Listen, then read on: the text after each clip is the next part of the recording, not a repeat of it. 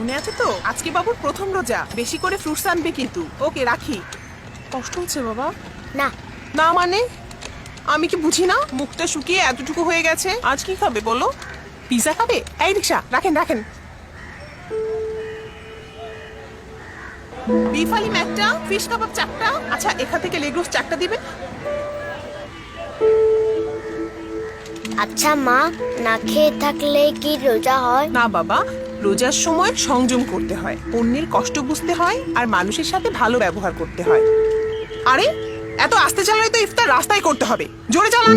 মা, সারাদিন রোজা রাইখা রিক্সা চালাইছি তো শরীরে বল পাই না।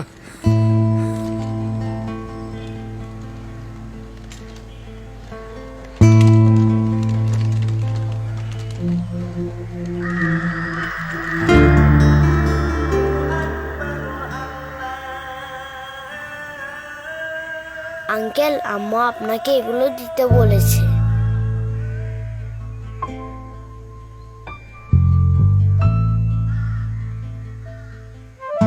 এই রমজানে সংযম ও সহমর্মিতা ছড়িয়ে পড়ুক আমাদের সবার মাঝে।